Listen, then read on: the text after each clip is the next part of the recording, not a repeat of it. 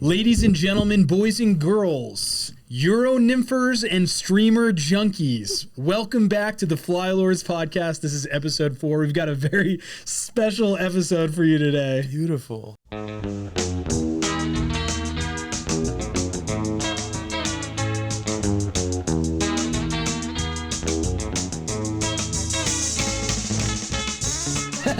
Great. Like a real professional podcast here. Yeah. Well, why is today's episode so special? Today's episode is so special because I haven't eaten anything all day and I'm going to be drinking on camera.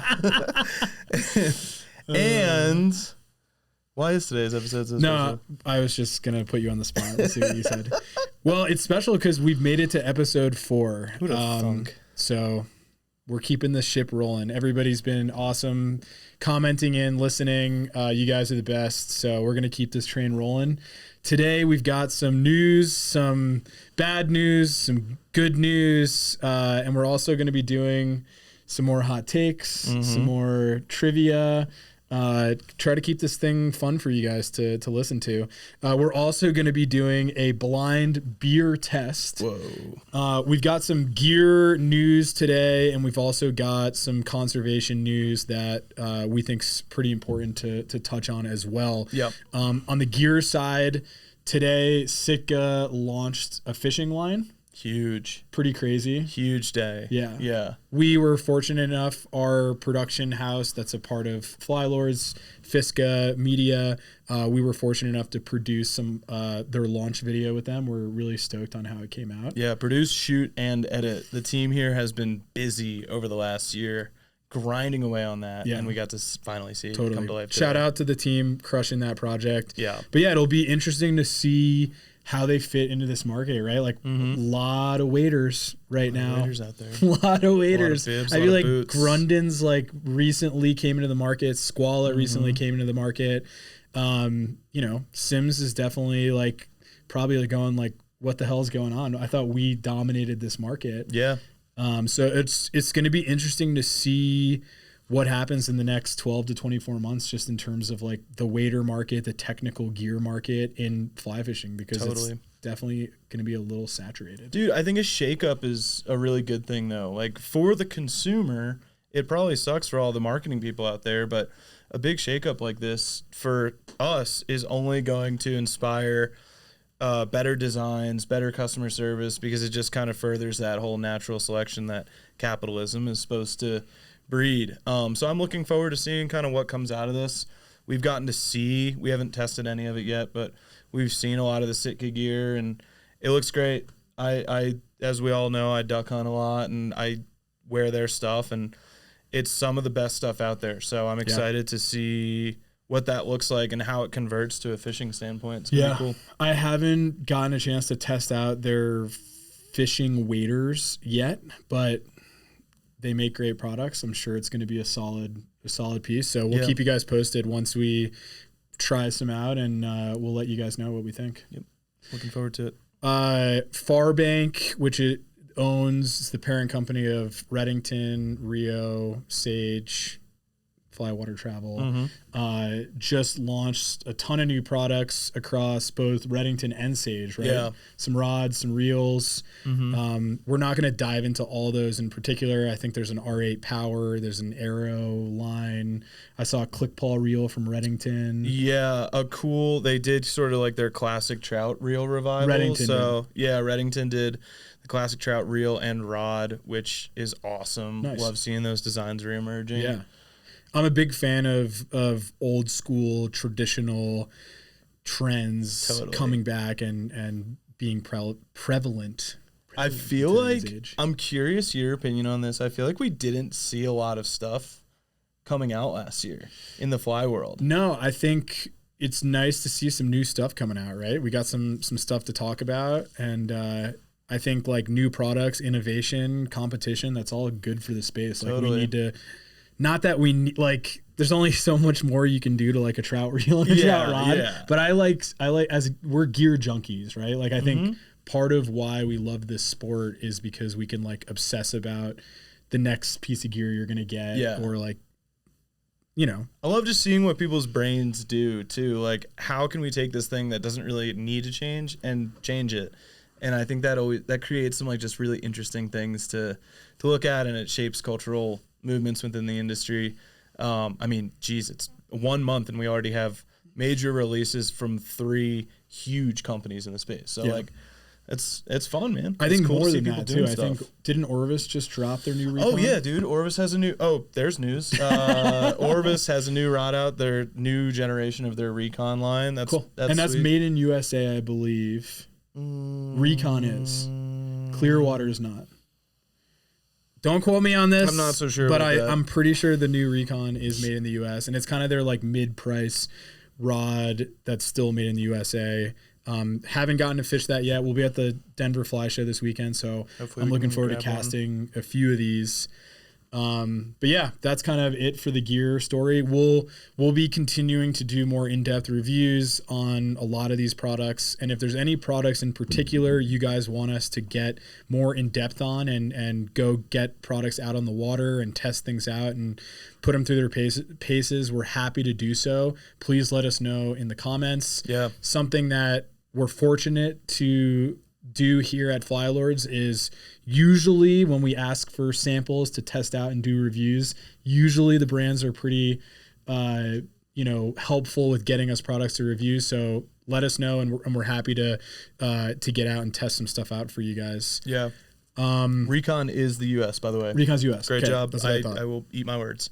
All right. So Next on the news docket, we're going to go into 2 conservation-focused hot button issues. yeah. So I think we have an obligation here at Flylords to be voices for our public land and our public water. Mm-hmm. And there's some great organizations out there that are doing a lot to protect these areas. And there's a lot of evil, kind of strong, but Yeah, there's a lot of like evil parties that care more about short-term profit than long-term sustainability of these places that mean a lot to us. So 2 projects that are currently being fought, and the thing that we're going to have to figure out here is, we're going to talk generally about these and what you guys can do and how to keep an eye on these issues. But there is a chance that both of these have come to more of a resolution by the time this airs. Usually we have about 10 days to 2 weeks after we shoot a podcast for our team to actually edit them. So I'm going to touch on an issue that Captains for Clean Waters is really adamant about right now. It's the provision of Senate Bill 290, House Bill 433. Basically, I will sum this up for you, or try to summarize this to the best of my ability. Big Sugar is a multi-billion-dollar conglomerate that has a lot of its business and manufacturing facilities and constituents in South Florida. Mm-hmm. And a lot of Captain's work comes down to fighting Big Sugar. Yeah. And Big Sugar makes so much money that they have powerful lawyers, they have ties with government, and they're constantly trying to find loopholes that allow them to take advantage of our natural resources. And these a lot of times have risks for really hurting our saltwater environment down in South Florida. Yep. So right now, this latest bill is basically a loophole that Big Sugar is trying to basically make it illegal for people to speak out against Big Sugar's if they're causing an issue in a certain area, people are not allowed to speak out against it. They're trying to basically like halt free speech, and this would allow them to gain more wiggle room and more power. And Captains is able to, this is happening in Tallahassee. They're able to go have boots on the ground and basically say, this is bullshit. And we need our community. And that's really what Captains is. It's a group of guides and captains, and it's their fans and their followers and their clients. And it's this huge group of people that we have power because we can speak out. We can call our local Senate. Yeah. And this is just a bull bill that needs to be stopped. And it's kind of complicated, but I hope that made sense. It's horrifying to think that the sugar industry as a whole is big enough that it can control politicians and introduce these bills into Congress. I mean, obviously we know lobbying is a huge issue. We know that people, there's corruption within Congress. We're not breaking any news here, but to go so far as to try to silence people's literal first constitutional amendment is a shift that, should something like this pass, we will never come back from. Yeah. And it's very scary. And I think what's interesting is to think before Captains, before TU, before BTT, Sportsmen's Alliance, not Sportsmen's Alliance, what's the Boundary Waters? Sportsmen for the Boundary Waters. Sportsmen for the Boundary Waters. Before a lot of these groups, imagine how much of this bull legislation was able to get pushed through because of money, because of connections, because of power, and lack of information too. But what's cool about these organizations is they're not letting this bull happen anymore. Yeah. They've got a very close eye on legislation. They have a very close eye on whenever something like this happens, and they use their reach and people like us to get the voice out there. So this is happening right now. I think when this podcast launches, definitely, we'll try to put in the comments, maybe an updated, or in the caption, what's going on and how you guys can have an impact. I think we'll just, on both of these issues, we'll have an updated conservation story published on the Flylords site so people know where things stand and maybe how they can make an impact. Absolutely. But let's switch gears and head north to the Boundary Waters. And Wills, I know this is an important one for you to touch on. Yeah, absolutely. Well, speaking of the Boundary Waters, you were just there for our most recent fly shop tour. So this is something that's hitting us even closer to home as we're about to be rolling out a bunch of stuff that surrounds that area, and just seeing how beautiful it was. I mean, have you ever been to a place like that, especially in the Midwest? Honestly, it reminds me of Alaska, which I've been fortunate enough to go to, but in the lower 48, I don't think there's anything like that. Yeah.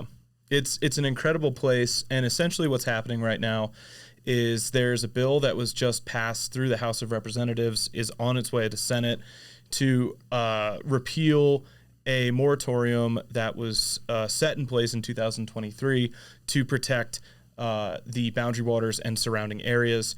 It's a lot more nuanced to that, but the whole idea is that it would repeal protections to allow a giant Chilean conglomerate mine to be placed upstream from the Boundary Waters, and poses huge risk to that area, a place that hundreds of thousands of people visit and rely on for work and their livelihoods every single year. So we were fortunate enough to chat with Matthew Schultz from an organization called Sportsmen for the Boundary Waters, and we are going to go ahead and call him in now, and he's going to explain the situation better to us and what we can do about it.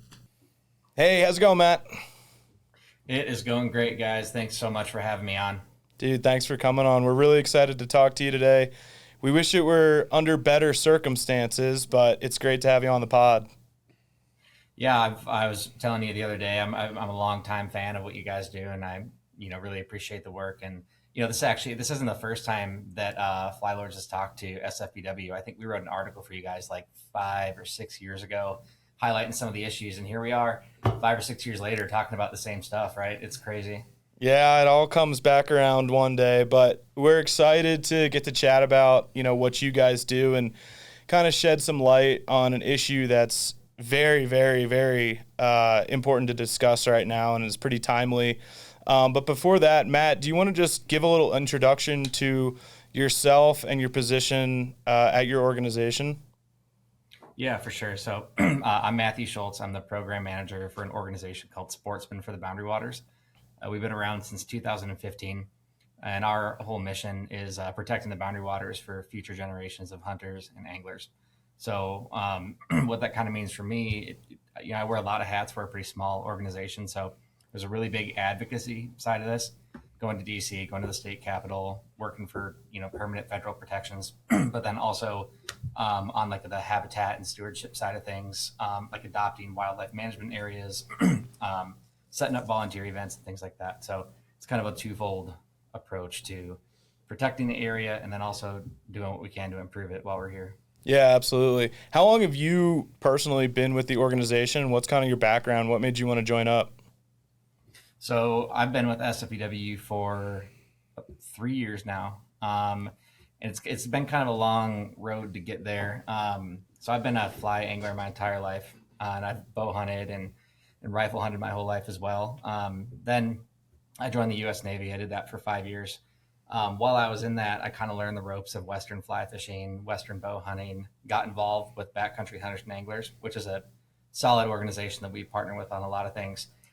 Volunteered, got into a kind of a volunteer leadership position, and then just through a long kind of network of acquaintances, found out that SFPW was looking for a kind of a policy guy to come on board. And me having grown up in Minnesota and going to the Boundary Waters since I was a toddler, it just felt like the absolute right move for me. And so, yeah, just the last 3 years doing everything I can and trying to bring that passion for the outdoors to the table, in every conversation.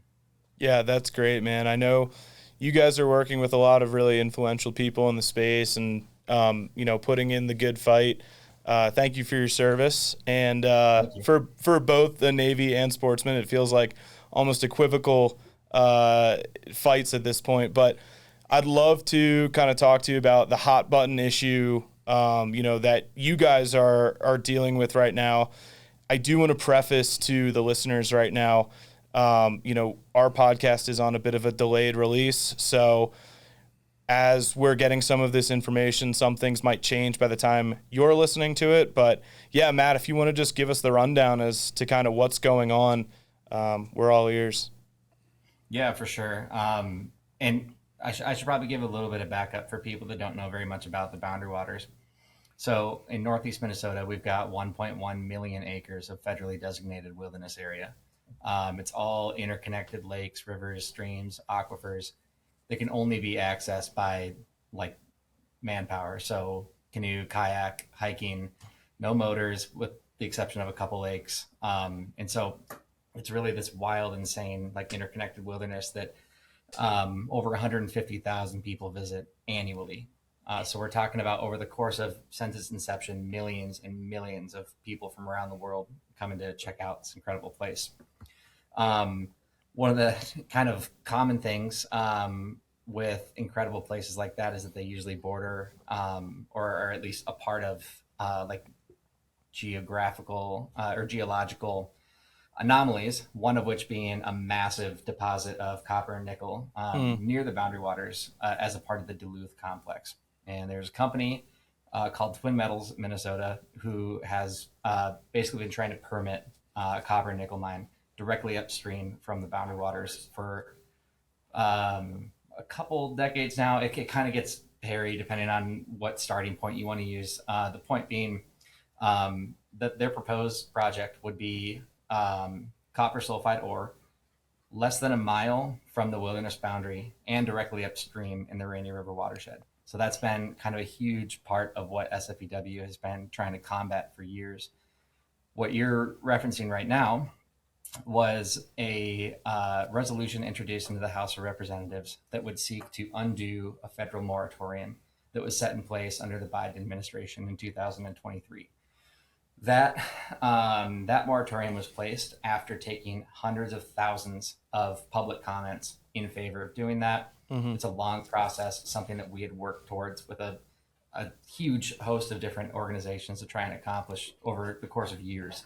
And so Congress is using what's called the Congressional Review Act to undo this. Since its inception, the Congressional Review Act, or CRA, has never been used on a public land order, which is what the moratorium is. I say that because this is going to have implications that go far beyond just the Boundary Waters. And I think that's something, there might be a couple Boundary Waters fans that are listening today, but this transcends just that.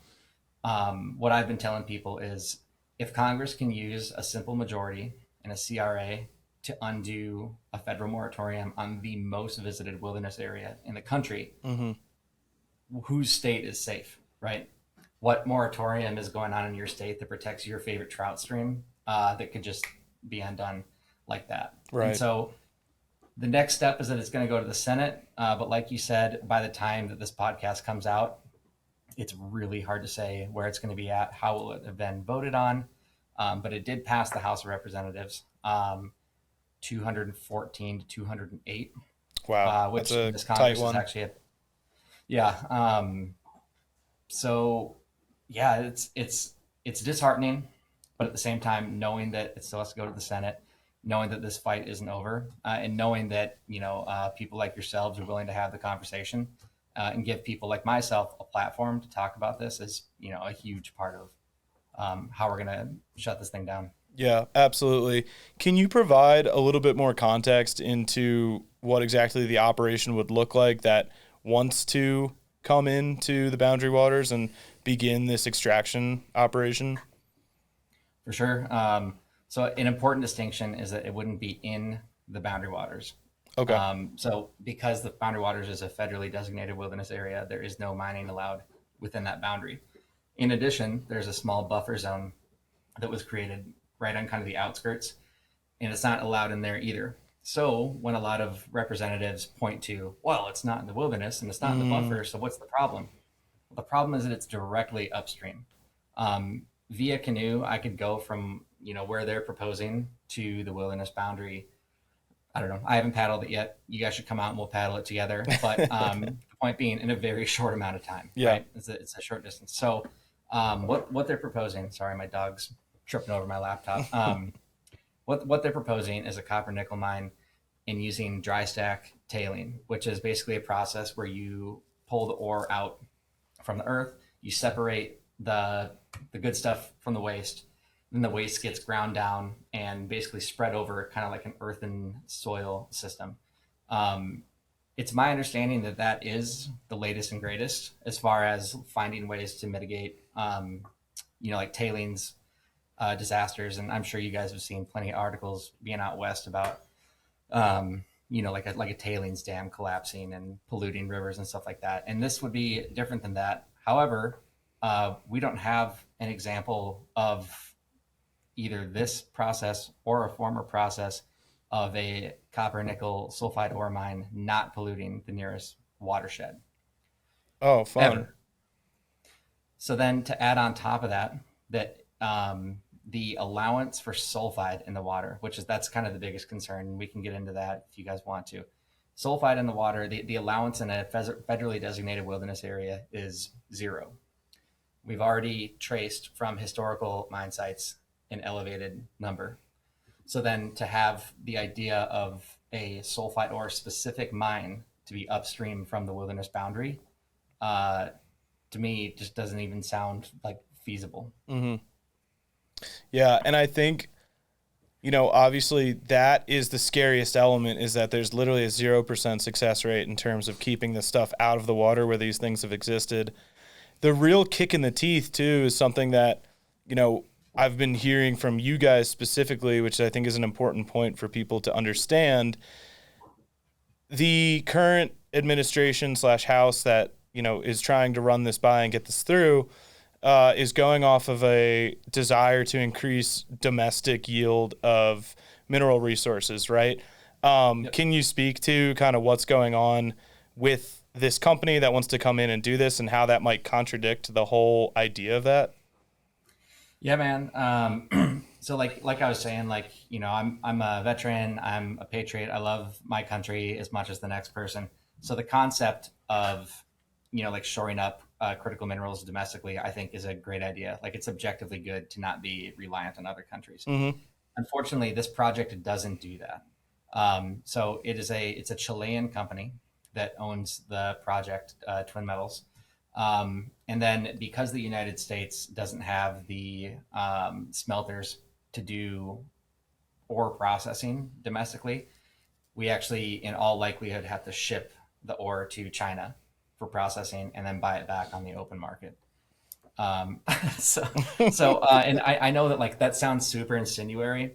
I mean, the fact of the matter is that has been common practice for a while across the mining industry, but that still doesn't change the fact that like I'm trying to put the pieces together here, like how that bolsters our economy, our defense, our national stockpile, and for the life of me, I can't seem to put together how those things equate. You know, what I mean? So Matt, quick question: Mm-hmm. why do you think 218 people in Congress voted for this mine? Well, of the 200, it was 214. 214. One, it was party lines. It was completely along party lines. Okay. There was one Republican, Representative Don Bacon out of Nebraska, who voted against it. Okay. That was the only Republican to go against it. And then we actually had one or two Democrats go for it. So I think you're asking the right question, though, right? Like, it's a little concerning that 214 of our duly elected representatives, they have the same information I do. They know exactly what I'm telling you about right now, and still chose to undo this moratorium. Yeah. It's frustrating and disheartening, like I said at the beginning. But here's to hoping that the Senate isn't as cavalier about throwing this thing away. Absolutely. So speaking of kind of the Senate, that's the next step for this. It goes to a Senate vote. The date hasn't been decided yet, but it could be any day now. Again, with the delay of this coming out, I would love to explore with you kind of what some outcomes would look like. So would you mind giving us kind of a rundown of what you think the outcome if the Senate votes and it passes would look like versus if they strike it down? What are the next steps out of those two possibilities? Well, I'll start with the easier one. If it was struck down, there's a possibility that it wouldn't even be voted on in the Senate. There's just a slim chance that the Senate parliamentarian could look at it and say, this doesn't even qualify. You can't do a CRA like this, and there not be a vote. In that case, then it would go back to Congress using standard legislation to try and undo this moratorium. And so my representative in District 8 of Minnesota, Representative Pete Stauber, during his entire tenure as my representative, has been trying to pass legislation to do exactly what the CRA is trying to do. So back to square one with those attempts. If Senate were to pass this CRA, it would go to the president for signing. Because the president of the United States has made it clear that this is a project on his radar that he'd like to see pushed through, I don't see any reason that it wouldn't get signed, thus meaning that the moratorium would be lifted and Twin Metals could have the leases to continue permitting returned to them. Then it goes to the state level. Fortunate for us, Minnesota is kind of a bastion in environmental protection. That being said, Minnesota permitting law is constantly being pressured to cut corners a little bit, ease things, try and expedite, while simultaneously we've seen some efforts from the administration to basically do what they can to overstep state policies. So all of that is to say, it's not like the Senate passes this thing and then there's shovels on the ground tomorrow. But losing the moratorium sets a much longer and more difficult trajectory for getting something like that back in place than if we were to just keep it for now. Yeah. So let's hope this is the part that audiences can just fast forward through because it didn't happen. But say this does get passed by the Senate and go to the state level, what should people plan to do as next steps to keep fighting this thing? Yeah, that's a really good question. I think first and foremost, if this podcast comes out and it hasn't been voted on yet by the Senate, contact your senators. For the love of God, please reach out, especially non-residents. I mean, obviously, we want every Minnesotan getting out there and telling their folks, but these legislators, sometimes it doesn't seem like the constituency matters. But at the end of the day, when those phones are getting hammered and those email inboxes are getting filled with people saying, no way, this is ridiculous. It at least gives us a little bit of the ability to walk into that office then in Washington, D.C. and say, hey, I know you're getting phone calls. You know what I mean? So like, I know it feels trivial sometimes, and I know that there's a dozen organizations asking you to do this about one thing or another every single week, if you're a civically engaged person, but it matters. It makes a huge difference. So please call your senators and talk about this issue. If it does pass the Senate and it gets down to the state issue, it's hard to give like a blanket kind of plan for everybody at large. I mean, for Minnesotans, it's going to become huge, and making sure that our legislature takes it seriously and make sure that our voices are heard. But I think just generally speaking, non-residents, first off, like visiting the Boundary Waters so that it's on your radar and it becomes that important to you is a huge first step. But once it's at the state level, it's pretty hard to say what the plan would be. Matt, you mentioned a lot of these nonprofit organizations are telling people to call their senators. Can you give us a little more info on what that actually looks like? Like, where do you find this number? What do you say? Do you like phone calls versus emails? And, I feel like let's give our audience a little more, not necessarily direction, but like get them a little more excited to feel like they can make a difference. Because a lot of times you feel like, it's all good. Like, I'm sure everyone else listening to this is going to call. But maybe just like, what do you recommend? How would you kind of guide somebody to do something like that? Yeah, that's awesome. You guys are asking the best questions. I feel like people don't usually dive in this deep. Calling your representatives is actually really easy. In all likelihood, your actual representative is not going to pick up the phone. It's going to be somebody in their office that's taking notes on your behalf. And then if they get, a bunch of calls on it, it becomes a tally mark. And then they'll kind of, add up like this many people made this comment, this many people made this comment.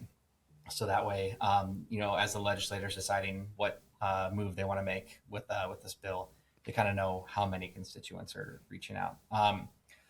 So a really easy way to call your legislator is to call the Capitol switchboard. I don't know that number off the top of my head.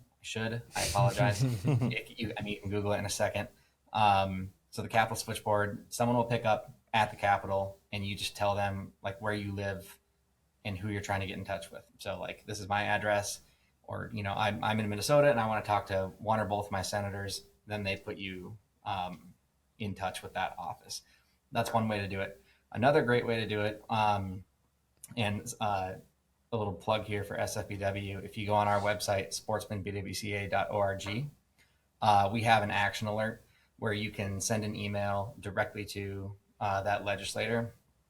I always encourage people to personalize it. So obviously we have a boxed one, just breaking down the points, saying where you stand, adding a little bit of, your own personal anecdote to that definitely helps it kind of get taken more seriously. So in a perfect world, everybody calls and everybody emails. I have found just in the 3 years that I've been doing this, that emails in general and early are great because it's on their radar. And then when crap really hits the fan and we're out there in DC, having those calls happening that week is huge. So doing both is great. It's really simple. And I guess to more specifically answer your question, once you're on the phone, by that point, we should have like the name of the legislation. So basically say, my name is this, I live here, I care deeply about the Boundary Waters and wild public lands, and I am asking that your or my representative vote no on this, or in a different world, yes, whichever bill. And they have to take notes on this. This is like, they're obligated to do that tally. They can't just be like, yeah, sure, man, sounds good, like, talk to you later. They have to take notes of every person that's emailing in or calling in. It might sound that way when an 18-year-old congressman's cousin picks up and and doesn't, they're busy with a million things. They declare war in Congress, so they got a lot going on. But no, like that is their job just to make sure that they take that down and that it gets to the right people. Awesome. It's and great. It might have to go through a chain of command. Yeah, it's great to get a little behind the scenes there because I've always been curious how that works. Yeah, it can be confusing, but it's a pretty simple process, and you guys provide the resource. We'll plug that again shortly here. We are coming up on time, Matt, but to kind of cap things off, I want to ask you, in your opinion, as an angler, as someone who lives in the state, as someone who recreates in the Boundary Waters, if this mine goes in upstream, what can we expect to see happen? My biggest fear is that we see sulfide levels rise in this watershed to the point where mercury continues to accumulate in fish to the point where they're inedible. And I know maybe for some people who exclusively fish, like cutthroat streams or catch and release only, that might not be a big deal. But here in Minnesota, our state fish is the walleye, and people come from far and wide to come up here and catch fish and consume them. And so from an angler perspective, the concept that these fish could get so contaminated to the point where that's off the menu, that is pretty scary, disheartening. But I think in general, the knowledge that the water you're paddling is contaminated would absolutely decimate our tourism economy up here, because people go to the Boundary Waters because it's so clean that you can dip a cup into the middle of the lake and drink the water, right? How many people do you see wanting to come up here to do that, knowing that the water's been contaminated? Yeah. And there's a yearly figure, I don't know if you have it off the top of your head, but how much money is the Boundary Waters bringing into the state each year just from tourism? I don't have the number off the top of my head right now. I know that the Boundary Waters region hires about 17,000 people that are entirely reliant on the Boundary Waters itself. I know that it is the absolute economic backbone for this region. And just to towns like Ely, Minnesota, where I live, and Grand Marais, where you guys went and visited, without that recreation economy, I don't know, that's the tough part, is that, the mine, of course it would bring in money, of course it would bring in jobs, but those things are inherently temporary, right? The life cycle, we're talking 20 to 30 years maximum.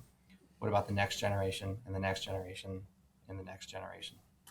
Yeah. Well, we hate to cap it on a somber note, unless you have anything more to ask. No. We hate to cap it on such a somber note.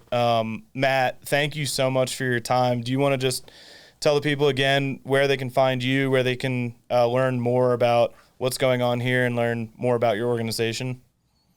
Yeah, for sure. So Instagram, Facebook, just look up Sportsmen for the Boundary Waters. Check out our page. We've got all kinds of cool stuff on there, both educational and just cool fly fishing videos and all that kind of stuff. sportsmanbwca.org is our primary website. That's loaded with information, blogs on kind of what is happening. You can kind of deep dive some of our concerns. I know we were kind of limited on time today, so it's hard to get into all of it.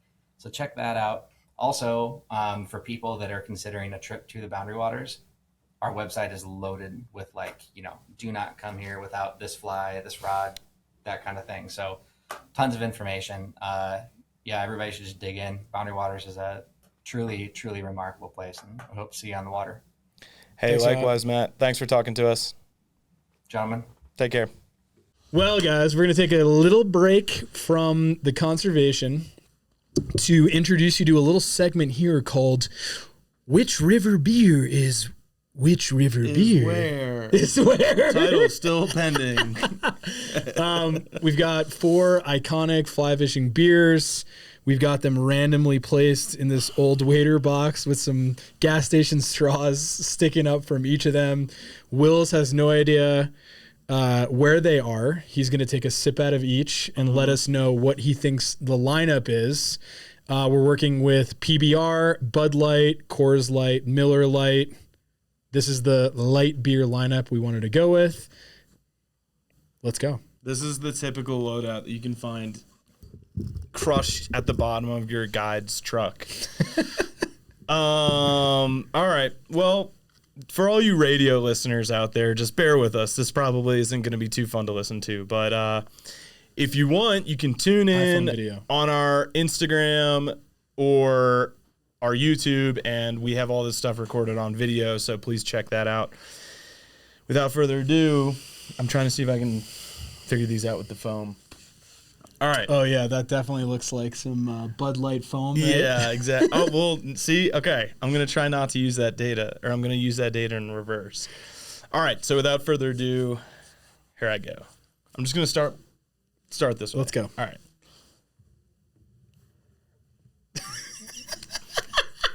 Dude, drinking a beer out of a straw sucks. That's easy. Miller Lite. Okay. Are you going to tell me if I got them or not? We'll tell you at the end. Okay. You have to give your final results at the end. Stressful, but okay. I like it. All right, beer number 2.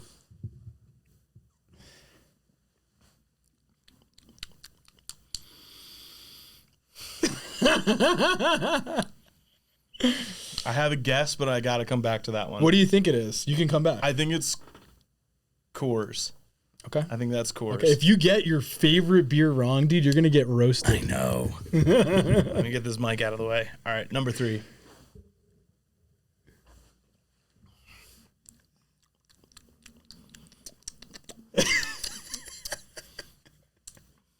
Okay.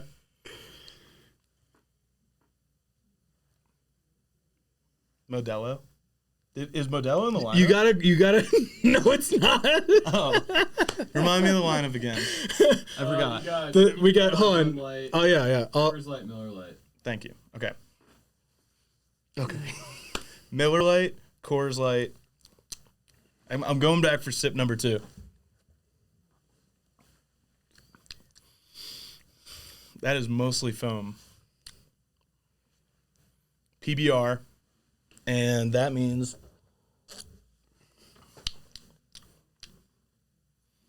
wait. Okay, never mind. Bud Light, Coors Light, PBR, Miller. How'd I do? Is that your final? Is that your final answer? Did I get it all wrong? Is that your final answer? Based on your reaction. Oh God! Is that your final answer? That's my final All right, answer. give me one more time. Okay. Bud Light, Coors. Wait. Bud Light, Coors, PBR, Miller. Final answer. Final answer. All right, you got 1 out of 4. Damn, that sucks. That sucks. You were so confident that this was Miller in the beginning. Was it? Yeah. Oh. And then I'm pretty sure you were. Okay, wait, this is Miller. Yeah. This is Coors. No. This is PBR. No. What? That's This is Bud Light? Yeah. Damn, I honestly wouldn't have gotten that. Well, folks, turns out they all taste the same. Who would have thunk? Oh, that's good. Dude, I have to do some drinking. You need to do some drinking. Sorry, guys. All right. That was funny. I tried. I feel like I kind of want to try. Down. Let's let Jared try.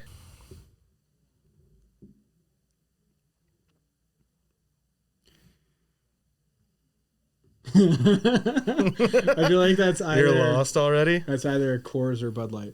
Well, you got to say one. You got to pick one. No. I can do them at the end. You made me. All right, No, go that's ahead. how it goes.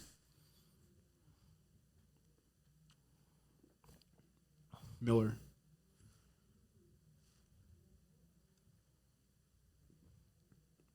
PBR.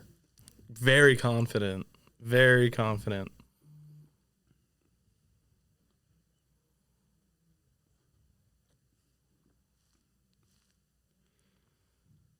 That's a tough one.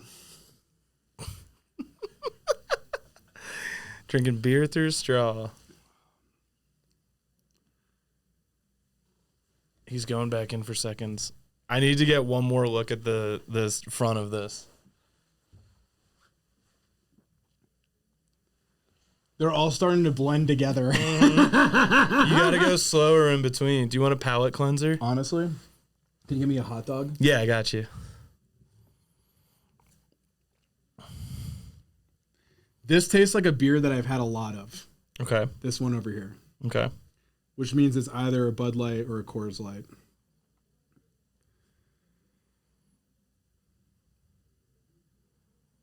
Bud Light, Miller, PBR, Coors. Final answer. Final answer, locked in. Give me him one more time. The camera guy just said I didn't get it. Give me him one more time. Bud Light, Miller Light, PBR, Coors. Okay, how'd he do? Folks, 1 out of 4. let us know how he did in the What? comments below. What did I get? You got PBR. This was PBR? Yeah. Mm-hmm. What is this? Hold on. Bud Light. Correct.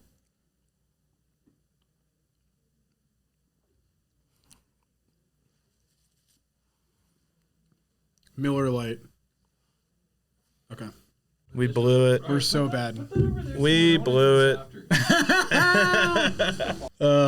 Guys. Well, we suck at drinking beer and blind testing beer.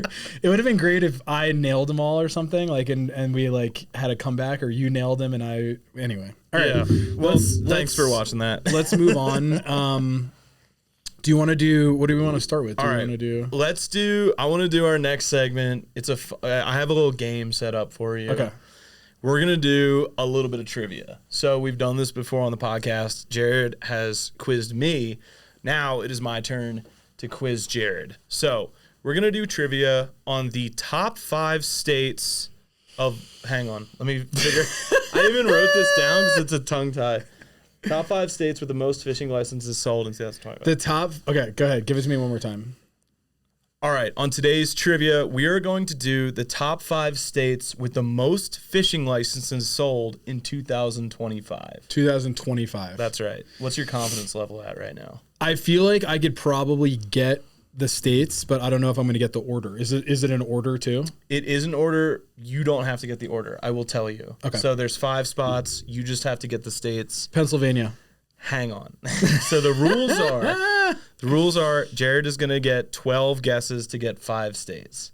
So And then I'm out? and then you're out. Okay. Pennsylvania. Keep an open mind. Wrong. What? I Can we was double shocked check too. this? I was shocked too. By the way, I should mention the source for this information is the Office of Conservation Investment.org. Sounds if anyone like wants to double that check sounds like that. a bull source. Okay, go ahead. Colorado. Wrong. Come on. Keep an open mind. Are you kidding me? Mm-hmm. Montana? Wrong. Are you fucking kidding me? I Excuse should- my French, It but does go. And why are you only giving me 12 guesses and I've got the first 3 wrong? It does go wider. Think wider than fly fishing. Think bigger than just fly fishing. Oh, okay. And I'll give you this too. We have been to 3 of 5 of these states in our fly shop tour. Florida. adventures. Bing. Michigan? Eh. Florida ranks number 2 Number 2 on the list. with approximately 1.7 million fishing licenses sold in 2025. Who could beat Florida? Texas? Ding, ding, ding, ding. Texas is ranked at number 1 with approximately 1.8 million fishing licenses sold in 2025. Okay. Nice work. I feel like we're talking like there's probably more. Is there any inland states that have no coastline? Yes. There is. Yes. How many? 1. And I will also give you this. The number 5 spot actually has a tie, and it's a pretty funny tie. Minnesota. That is correct. Minnesota or Wisconsin both approximately sold 1.3 million fishing licenses in the year 2025. So you're giving me Wisconsin? They are tied at number 5. So you could have said either one. Okay. So do I get 2 points for that? You get, sure. You can have 100. You got It's 100 not on a points. point scale. All right. So we got Florida. We've got Texas. Yep. We've got Minnesota, Wisconsin. Yep. Now I'm gonna go.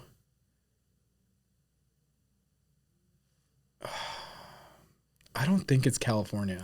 California is at number 3. Okay. With 1.5. That was me guessing California. 1.5 million licenses. So I have the last one. So I have one more. Number 4 to get. Number 4. And is this is the landlocked state? This is not landlocked. This is not landlocked. Wisconsin was the landlocked one. This is not landlocked. It's not Alaska. It is not Alaska. One more coastal hub. This one's probably going to be the hardest one for you to get. Really? Yeah. It's not Georgia. It's not, but it is close. I'm so bad at geography. Can someone pull up a map for me? Alabama. Think more north. More north. Eh. More north, and we're not landlocked? Correct. South Carolina. Virginia. You're so close. North Carolina? Bing, bing, bing, bing. Wow. North Carolina I made it. is at number 4 with approximately 1.4 million fishing licenses sold. Okay. Hey, good job. Thanks. Honestly, wasn't expecting to get North Carolina in enough guesses. I think I got just enough. I don't know how many more I had less, but I think you had like 6. Okay, that's not or bad. 7. Yeah, I like that. That was good trivia. I was definitely thrown off. Fuck off. I was definitely thrown off by I was thinking fly fishing. The fact that Colorado was not on there was shocking. I think Colorado was at like not to do that again, number 6 or 7. I forget which one, but it was floating around there. Did you say 6 or 7? 6. All right, let's keep moving on. Sweet. Nice We're going to move on to the Merry Fish Kill segment. Little MFK. Forgot how to do letters there for a sec. Merry Fish Kill. I'm excited for this one. Smallmouth bass. Explain to me the game one more time just for our new listeners. For our new listeners, Merry Fish Kill is, I'm going to give Will's 3 species. Maybe this goes beyond species eventually, but he needs to marry one, he needs to fish one, and he needs to kill one. And so marry, I get to fish for them for the rest of my life. Fish one, I got one more time to fish for them. And kill, I can never fish for them again. Yeah. Cool. Smallmouth bass. Ooh. Muskie. Ooh. And pike. Dude. Why you gotta do me like that? Oh, that's really tough, man. That's really tough. Okay, well, I think I'm gonna start. I'll go in order. So my marry has got to be smallmouth bass. Okay. I'm gonna marry smallmouth bass because they are one of the hardest fighting fish on a fly rod. They can get huge. They're all over the continental United States. So I think just overall in terms of like having a good time, smallmouth are going to be my pick. If you want to see some sick smallmouth bass fishing, get ready for this season of Fly Shop Tour coming April 2026. Can you take me higher? Anyways, back to I'll go to fish. So if I can only fish for this species one more time ever, I have to go for gold. I'm going for muskie. Sick fish. Got to fish for him on the fly for the first time this last year in Fly Shop Tour coming April 2026. Can you take me higher? Yeah. Gotta go for the gold there. Just an epic fish. Okay. Super crazy. That's and then fair. Unfortunately, I'm going to kill pike, which sucks because I love pike so much. I grew up fishing for pike. I spent my summers fishing for pike. They're definitely like the fish that will make your day. But between them and smallmouth, I got to commit to smallmouth. I figured you'd kill pike. Mm-hmm. That's a tough if list, dude. Was there another species, warm water species that would have won over smallies or muskie from you, or those are the top 2? Probably not. Yeah. No, smallies are, I mean, maybe if you put largemouth where muskies would be, I would do, no, honestly, no. You would have killed largemouth also. Yeah. Okay. Yeah, I think that's the selection. Cool. I like it. Great lineup, dude. That was a tough one. All right, let's keep it moving. Hell yeah. What do we have next on the agenda? I think it's time for hot take. Oh no! Please no anything but hot take.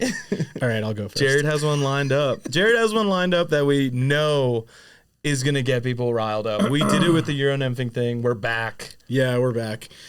I'm just going to announce that. I'm going to just throw this out first. We are rage baiting you guys right now. So Rage bait alert. Get some rage bait alert. Get angry. Comment. We want to see this comment section getting heated. All right. We want to see some heated debate going on in this. And I want to see facts too. You better be backing up your claims here. All right. Here's my hot take. And you might be like, oh, Jared, well, that's such an easy hot take. Why don't you come up with something more interesting? Very fair. It's his show, so. Yeah. Sorry. Anyway, here we go. I think that lake run rainbow trout are not steelhead. Ooh. Hot take. Hot take alert. Can I add some more context so that people don't roast me? You better, dude. You better. Okay. Do I think that lake run rainbow trout are badass and cool and very different from regular river run rainbow trout? Yes. Do I think that this is going to be interesting. I was going to say I think they fight pound for pound as hard as saltwater steelhead, but I don't know if I'm actually going to say that. That's going to work against my hot take. But I do think that they fight a lot harder than river run rainbow trout. These are fish that have to battle through large bodies of water, sometimes as big as small oceans that could produce similar body structure, muscle structure to regular steelhead. But I think that if a fish is not touching salt water, it does not get classified as a real steelhead. Am I okay if someone says lake run steelhead? Sure. I'm not going to give you a hard time about that. I think that's fair. But when you say, is this the same species as a salt run steelhead, I disagree. And that's where my hot take's going to draw a solid line. Open up to debate if you feel differently. I do. Okay. I'm here to maybe submit an even hotter take. Uh-oh. In argument towards this. Okay. I think I wouldn't submit so much the argument that lake run rainbows are steelhead. I would say all steelhead are just rainbow trout. Hear me out. All right, I'm turning the podcast off. That's Sorry, enough. guys. We just lost our entire following in the PNW. Hear me out. Here's why. Rainbow trout, genetically, the ones that exist in the Great Lakes and the ones that exist in the Northwest and in the Great North are the same fish. So genetically, they are. All of them have the ability and desire to migrate. It just depends on where they're going. When they migrate, correct me if I'm wrong, I don't believe they're going through an actual genetic transformation. They have the ability to be anadromous, and aka they can go from freshwater to saltwater and back. But it all is derived on their simple genetic makeup that they are rainbow trout. And the reason I back this up, or the way that I back this up, is that there are some river systems where the steelhead born, or the rainbow trout born in that river, some will migrate to the ocean and come back. Some will not. Some will not do that. So I beg the question, out of that same group of fry where some went to the ocean and came back and some didn't, what makes those fish different from an actual biological standpoint? And you're 100% sure there's no genetic difference? No. Can somebody look that up?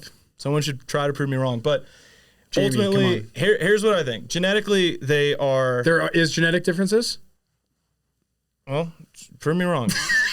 Hey, I didn't say I was a professional on this. No, my argument is that, if a steelhead has children, they're steelhead. They're not rainbow trout anymore. They're steelhead. They're not going to stick around like rainbow trout are. Sometimes they do. Anyway, Sometimes I think they do. we don't need to go... Here's my final point on it, and then I'll leave it alone. This whole argument should be reduced down to this. What do you want them to be? Because if you live in the Northeast and you want to call them steelhead, by God, you should do it. They do the same thing. They fight very hard. They'll eat a swung fly. They migrate. They're really cool. If you live in the Northwest and you want to say those are the only steelhead, that's great for you too.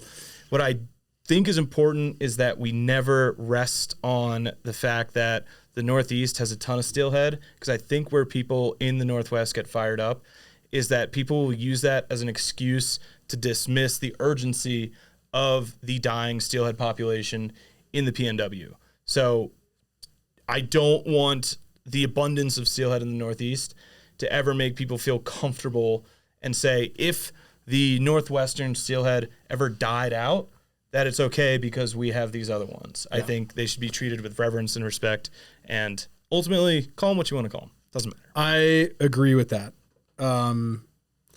I'd love to hear from some educated folks out there and some non-educated folks. We'd also love to hear from you. You just heard from one. But let us know what you think the difference is, if there is a difference. I agree with Wills that call them whatever the hell you want. If it's something that you enjoy to go after, if it gives you purpose and gets you excited, hell yeah. Yeah. I've fished for them lake run. I fished for them in the salt. Mm-hmm. They're both badass fish. They're sick fish. So cool. I think it's time to move on. Do you have a hot take, or are we just doing one hot take? I think today? that one's hot enough for That's the both hot of enough us. for today. Holy moly! We might need to bring up the drink fridge again to should we do cool a off a second little bit. I think we need a second and a third try, dude. Mm-hmm. Cool. What's next on the agenda? I didn't bring my computer today. The next thing that we wanted to talk about was a Flylords DIY tip of the week, which Jared, we were talking yesterday. You said you had a pretty good one. DIY tip of the week. All right. This is going to be another, probably pertains mostly to freshwater, but I think this is a great fishing tip in general. And my tip is when you approach a body of water to fish, you assess it, you fish it before even stepping into the water. Okay. What do you mean by that? So whether you're fishing the bank of a lake, whether you're fishing a run on a river, obviously saltwater's a little bit different, but when it's a smaller body of water, I think that the second you disturb that water, even with poking your toe into a river and a rock moving, sometimes fish, depending on where you are and how delicate they are, they're onto you right there.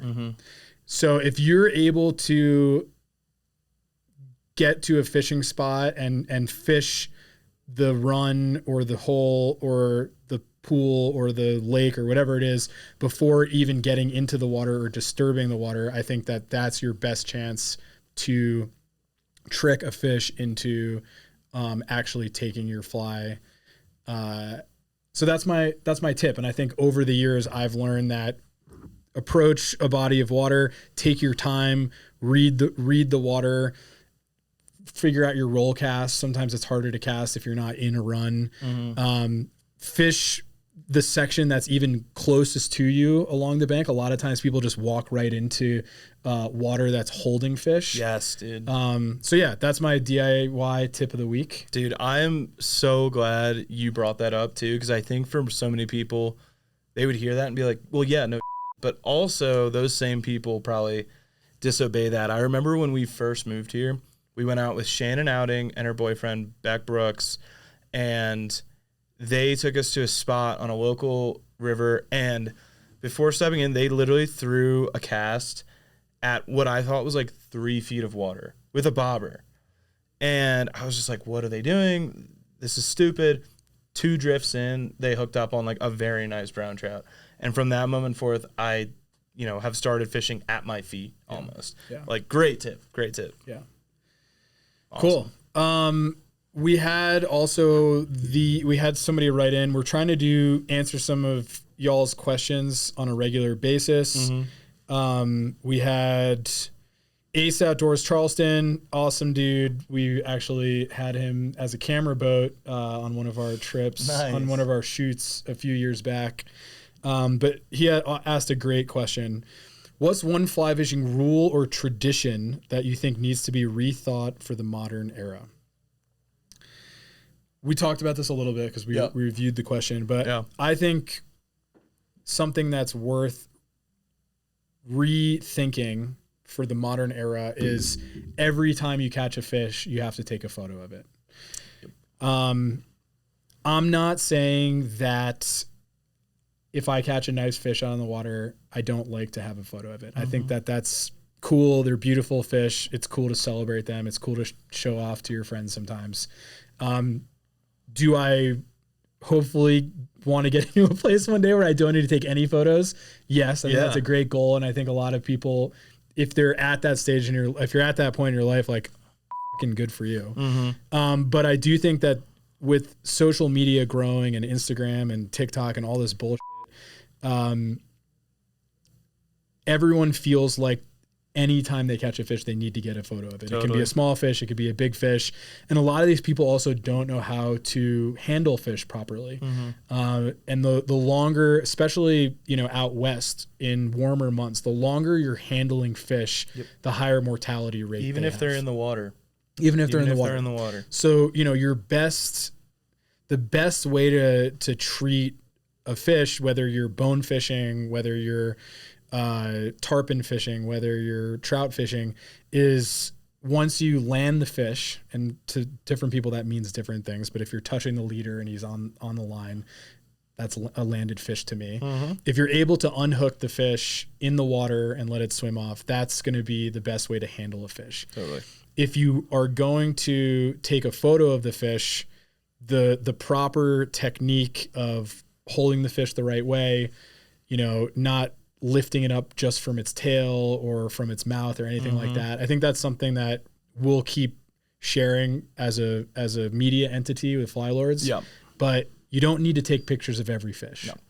So that's something that I think needs to be rethought going into the future generations. I used to be so guilty of this. Like, when I first started fly fishing and was getting really, really into it, I took a picture of every single 2-inch fish that I caught.